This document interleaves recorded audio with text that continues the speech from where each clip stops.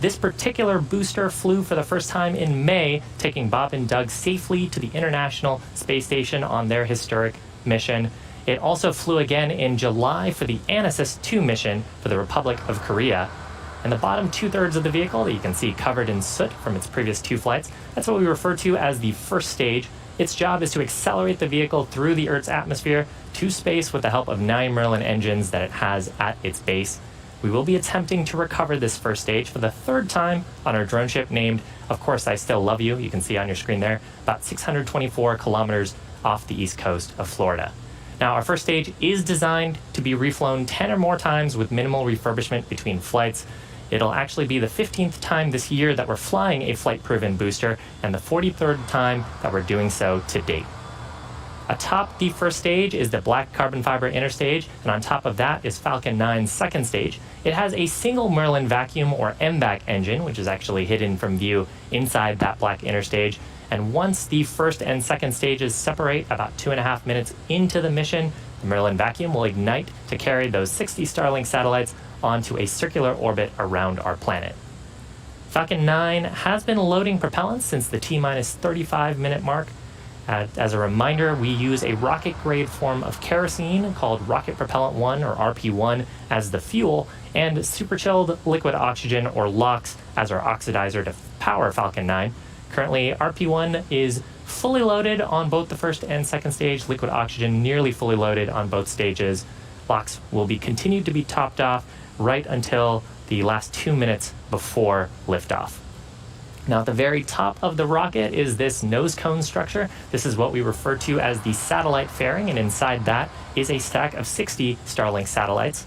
The fairing's job is to protect the satellites from aerothermal heating, aerodynamic loads, and contamination during the ascent portion of the mission. But once we get to the vacuum of space, we actually don't need it anymore. So we'll jettison those fairing halves as the second stage continues its journey to orbit. Now, one of the fairing halves is brand new, but the other previously supported 2 Starlink missions, one in May of 2019 and another in March of this year.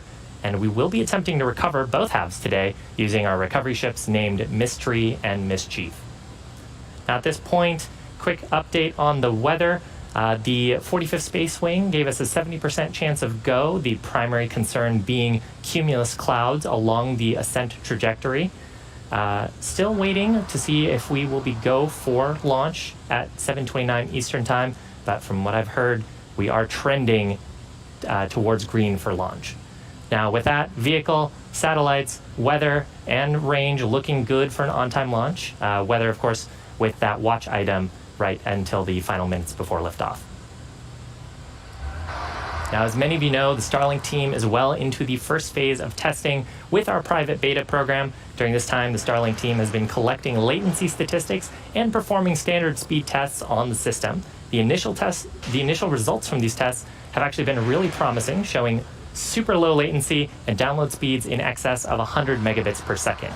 As we've mentioned previously, we are still in the beginning stages of building out our global satellite internet constellation, but the initial results do look promising, and we're looking forward to rolling out a public beta later on this year.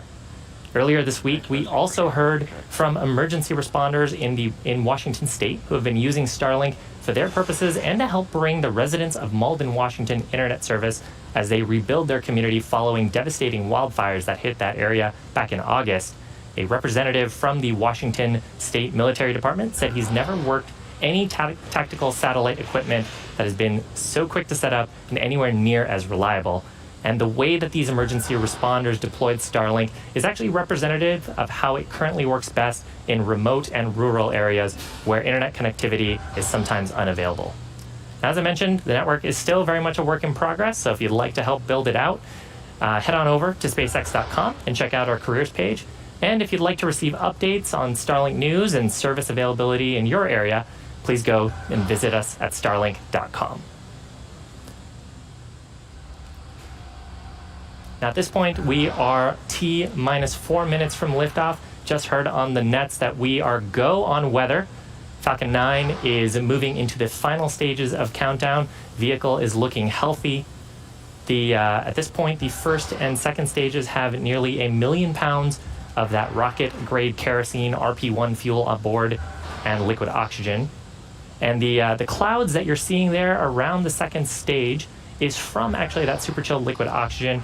We do periodic vents. You actually just saw one there as we continue to top up those propellant tanks until the T-minus 2 minute mark. And when that cold oxygen comes into contact with the moist Florida air, it actually causes water vapor to condense and form actual clouds around the vehicle. Now we're expecting the first stage to finish up prop loading, so it'll close out LOX loading just under 10 seconds from now. And the second stage will be shortly after at about T-minus 2 minutes.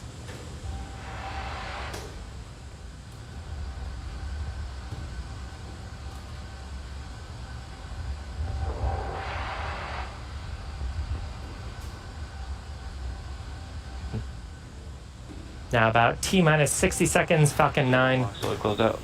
There's that call out for LOX load closeout. About T-minus 60 seconds, Falcon 9 will transition into startup. That means that the rocket's internal flight computers will have taken over the launch countdown, and they will continue to have control of the vehicle all the way through the rest of the mission. At this point as well, the Starlink payload is continuing to look healthy. No issues being tracked by the Falcon 9 team at this moment. Weather is go for launch, range is currently green for launch. Coming up around T-minus 2 minutes, we'll hear a second call out here for stage 2 LOX load complete.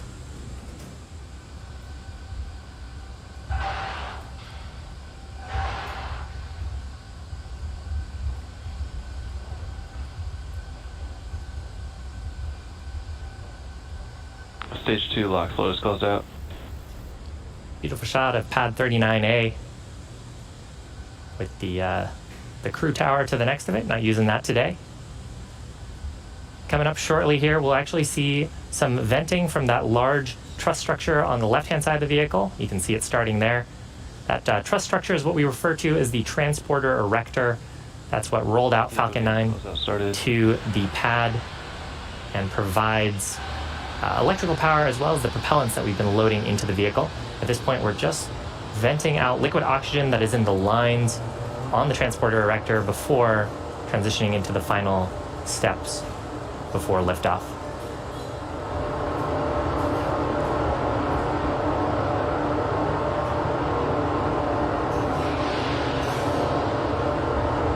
Falcon 9 is in startup.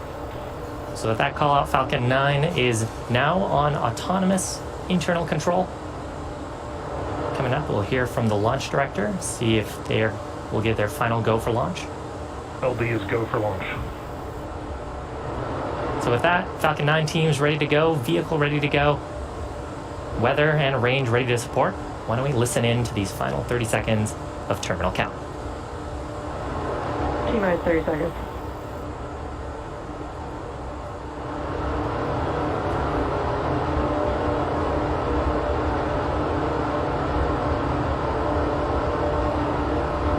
Stage 1 flight press. T-minus 15 seconds. 10, 9, 8, 7, 6, 5, 4, 3, 2, 1, 0. Ignition. Liftoff.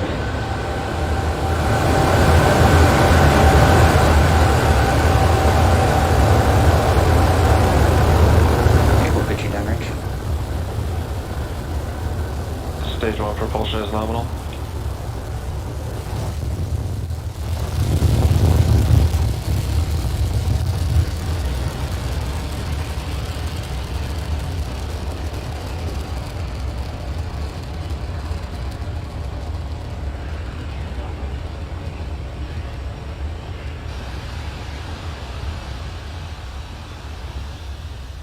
T plus 40 seconds, Falcon 9 successfully lifting off from launch pad 39A at the Kennedy Space Center in Florida. We're taking that Starlink orbit to its first, Starlink satellites to its first targeted orbit and eventually a circular orbit. We actually just throttled down for maximum dynamic pressure, or max Q, on those 9 Merlin engines. We'll expect to hear that call out here shortly. Vehicle supersonic.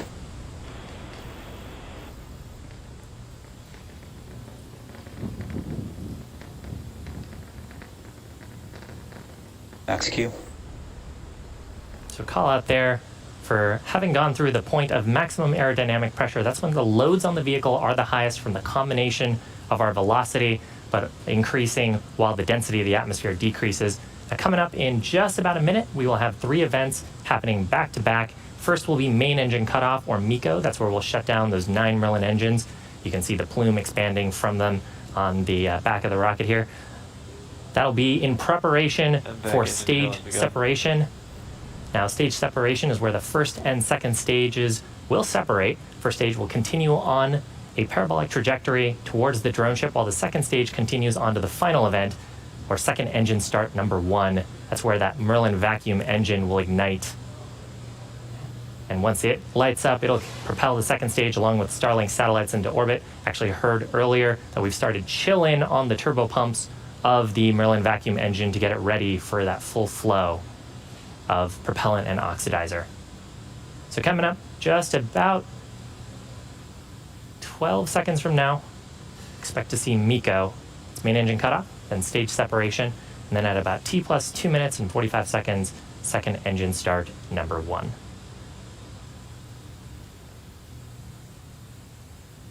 MECO. Stage separation confirmed.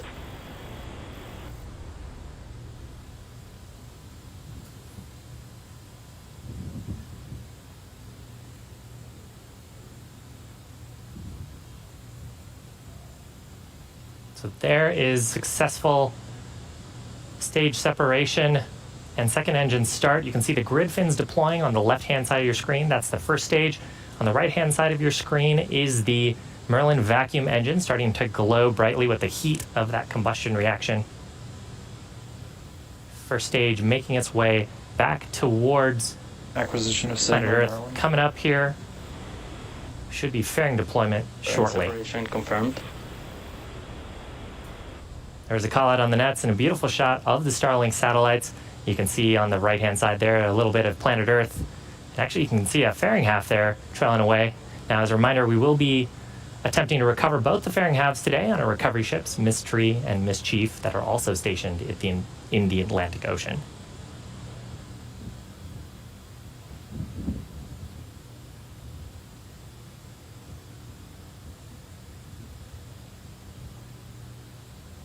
Second stage heading towards its targeted drop-off orbit. Now, while that's happening, the first stage is actually going to execute 2 burns to make its way back to Earth. You can see right now that we are actually pitching the first stage vehicle to try to get those Merlin engines facing towards the atmosphere. Signal Bermuda. Those periodic gas clouds that you see along the first stage are actually from our attitude control system.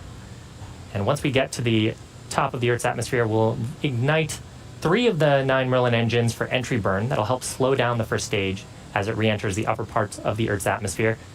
And the second of those burns will actually happen much closer to touchdown on the drone ship. That's the landing burn, where we will ignite just a single Merlin engine at the center of the set of 9. And that'll slow down the vehicle rapidly before hopefully a soft touchdown on our drone ship. On the right-hand side of your screen, continuing to see the Merlin vacuum engine continuing to burn. This is a pretty long burn for the Merlin vacuum engine. This will be going until about T plus 8 minutes Second stage on and nominal 48 trajectory. seconds. Call out there from the navigation officer that the second stage is on a nominal trajectory at this point. So flying right down the middle of the bars. Cool shot from the interstage on the left-hand side of your screen. That's looking up at where the second stage previously was, looking out towards space, because those Merlin engines are pointed towards planet Earth.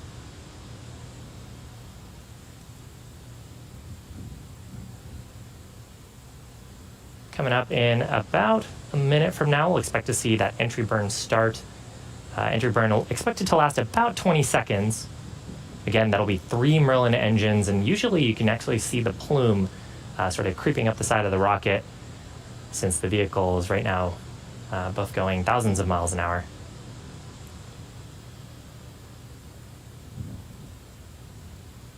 At this point, the first stage has reached the highest point of its orbit, the apogee, so it is on the downhill portion of the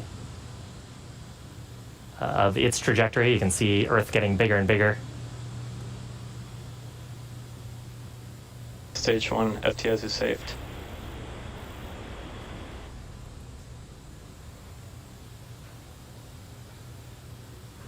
Stage 1, entry burn startup. Startup of those 3 Merlin 1D engines on the first stage. Second stage continuing to burn nominally. Expected loss of signal, Cape. Stage 1, entry burn shut down.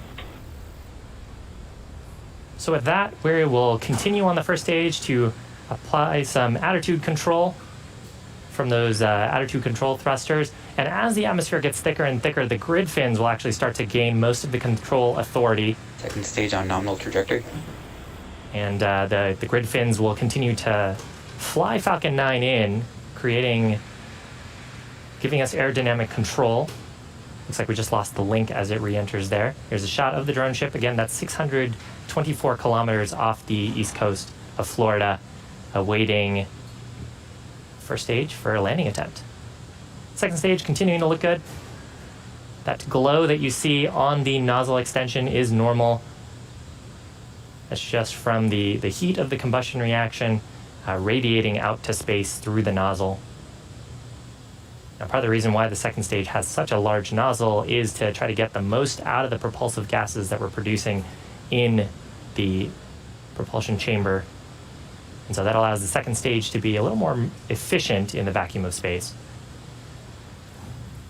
Coming up here, we expect to hear a call out for landing burn start on the first stage. That'll be just a single center Merlin Stage engine. 1, landing burn startup. Shortly after, we'll expect to see landing leg deploy, and then hopefully a touchdown on the drone ship. Terminal guidance. Stage 1, landing leg deploy.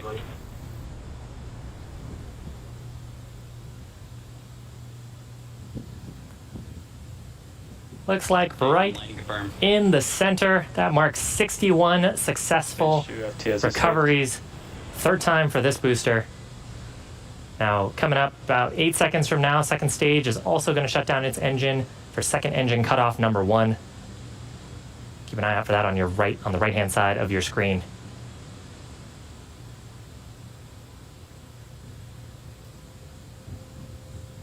Seco 1.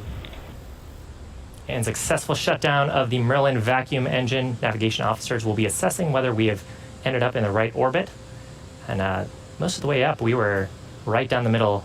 Nominal orbit insertion. So good call out there. We're in the first of 2 planned orbits. Now, the second stage is going to coast in this orbit for about the next 30 minutes. We're actually going to take a break while it's doing that, but we'll leave you with an animation that shows exactly where the stage is in this coast phase. And we'll see you back here at T plus 42 minutes for reignition of the second stage's engine. See you back shortly.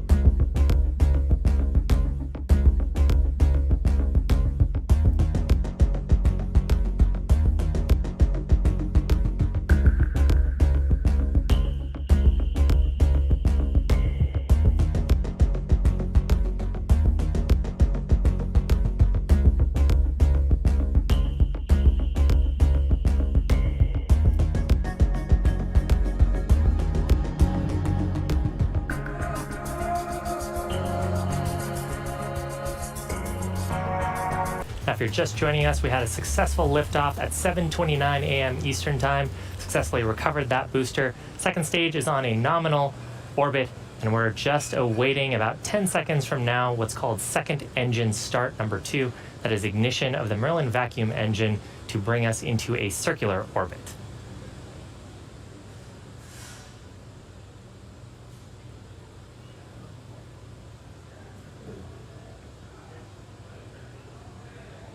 MVAC burn 2.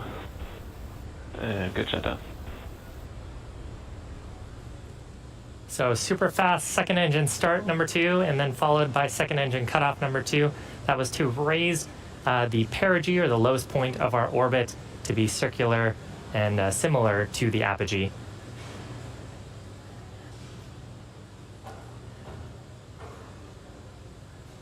And we also, looking at the data, have confirmation of a good circular orbit. And we actually got some cool shots as well from recovery. This is a shot from our drone ship. Just read the instructions, and you can see on the horizon there, that is the first stage from today's mission on, of course, I Still Love You. Again, that's the third landing for that booster, 61st overall recovery. And we actually caught a fairing half today as well. That's the active fairing half, and this fairing half has flown 3 times, landed it right square in the middle of the net. We did have to abort the catch attempt on the passive half, but we're in the process of recovering that from the water on our other recovery vessel.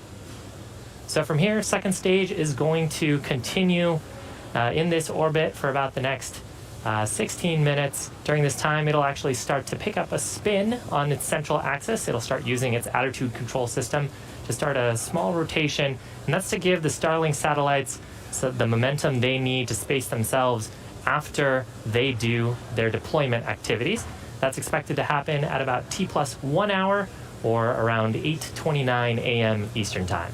So we'll see you back then.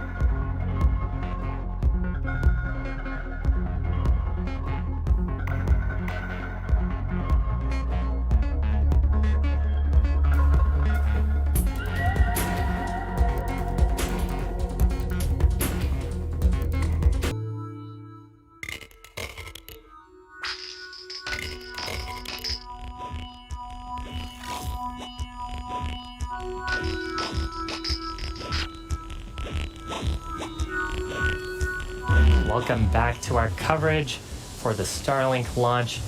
Now, if you're just joining us, we had successful ascent of the first stage at 7:29 a.m. Eastern Time. We recovered that first stage as well. Second stage is currently in a circular orbit around the planet, about 275 kilometers above the Earth's surface. And coming up next will be deployment of the 60 Starlink satellites. We actually just saw a shot of them earlier. Now, the second stage has picked up a slight spin. It picked that up from its attitude control systems. And that's to give the Starlink satellites enough momentum so they can space themselves out after deployment, which is expected just about 40 seconds from now. And you may have noticed it's a little bit dark. We're actually on the nighttime side of the planet. And a cool shot right now from a camera on the top of the second stage, looking up at the stack of 60 Starlink satellites. Starlink is part of our space-based internet constellation, and we're continuing to build up that network with today's launch. It's coming up about 10 seconds. Expect to see payload deployment.